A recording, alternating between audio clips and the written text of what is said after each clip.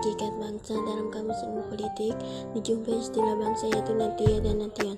Artinya masyarakat yang bentuknya diwujudkan oleh sejarah yang memiliki unsur sebagai berikut: A. Satu kesatuan bahasa, B. Satu kesatuan daerah, C. Satu kesatuan ekonomi, D.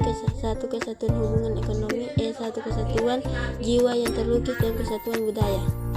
B. Pengertian identitas nasional. Istilah identitas nasional berasal dari kata identitas dan nasional. Identitas secara harfiah berarti ciri-ciri, tanda-tanda atau jati diri yang melekat pada seseorang atau sesuatu yang membedakannya dengan yang lain. Sedangkan kata nasional merupakan identitas yang melekat pada kelompok-kelompok yang lebih besar yang diikat oleh kesamaan-kesamaan baik fisik seperti budaya, agama, bahasa maupun non-fisik seperti keinginan, cita-cita, dan tujuan. C. Faktor-faktor identitas nasional ataupun faktor-faktor yang mendukung kelahiran identitas nasional bangsa Indonesia meliputi: 1. Faktor objektif yang meliputi faktor geografis, ekologis, dan demografis. Kondisi geografi ekologis yang membentuk Indonesia sebagai wilayah kepulauan yang beriklim tropis dan terletak di persimpangan jalan komunikasi antar wilayah dunia Asia Tenggara ikut mempengaruhi perkembangan kehidupan demografis, ekonomis, sosial, dan kultural bangsa Indonesia. 2. Faktor subjektif yaitu faktor historis, sosial, politik, dan kebudayaan yang memiliki bangsa Indonesia. D. Cita-cita dan tujuan negara Indonesia. Cita-cita negara Indonesia dalam mewujudkan negara yang bersatu, berdaulat, adil, dan makmur. Sedangkan tujuan negara Indonesia sebagai berikut: 1. Melindungi segenap bangsa Indonesia dan seluruh tumpah darah Indonesia. 2. Memajukan kesejahteraan umum. 3. Mencerdaskan kehidupan bangsa.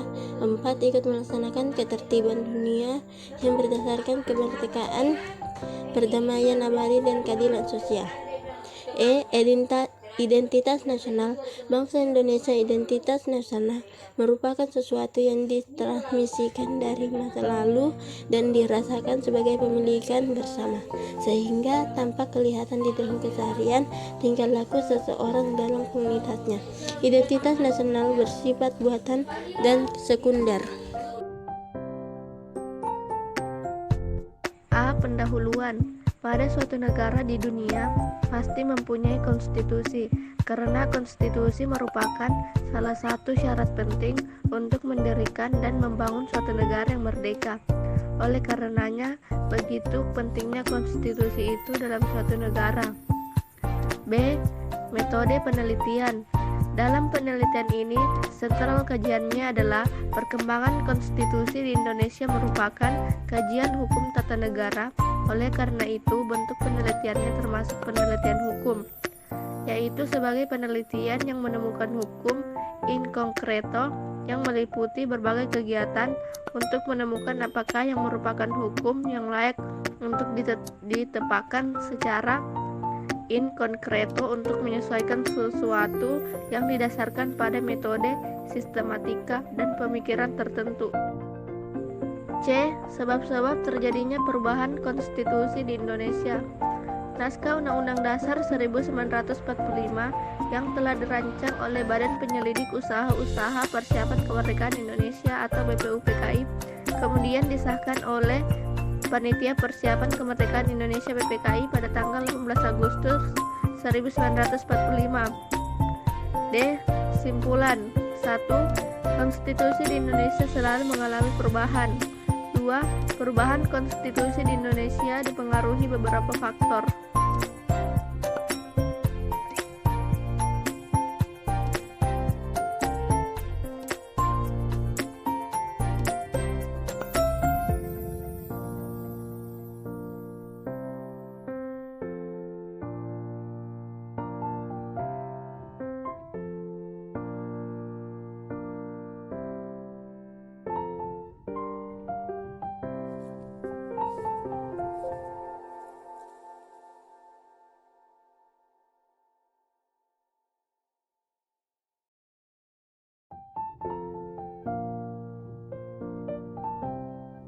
Otonomi daerah adalah kewenangan untuk mengatur sendiri kepentingan masyarakat atau kepentingan untuk membuat membuat aturan guna mengurus daerahnya sendiri.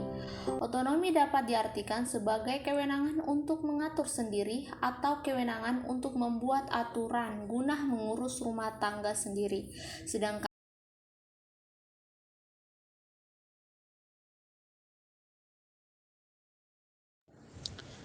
adapun tujuan pemberian otonomi daerah adalah sebagai berikut. 1. Peningkatan pelayanan masyarakat yang semakin baik. 2. Pengembangan kehidupan demokrasi. 3. Keadilan sosial. 4. Pemerataan wilayah daerah. 5. Pemeliharaan hubungan yang serasi antara pusat dan daerah, serta antar daerah dalam rangka keutuhan NKRI. 6. Mendorong pemberdayaan masyarakat. Asas otonomi daerah. 1. Sentralisasi, yaitu sistem pemerintahan di mana segala kekuasaan dipusatkan di pemerintah pusat. 2. Desentralisasi, yaitu penyerahan wewenang pemerintahan oleh pemerintah kepada daerah otonom untuk mengatur dan mengurus urusan pemerintahannya sendiri. 3. Dekonsentrasi, yaitu pelimpahan wewenang pemerintahan oleh pemerintah kepada gubernur sebagai wakil pemerintah atau kepada instansi vertikal di wilayah tertentu.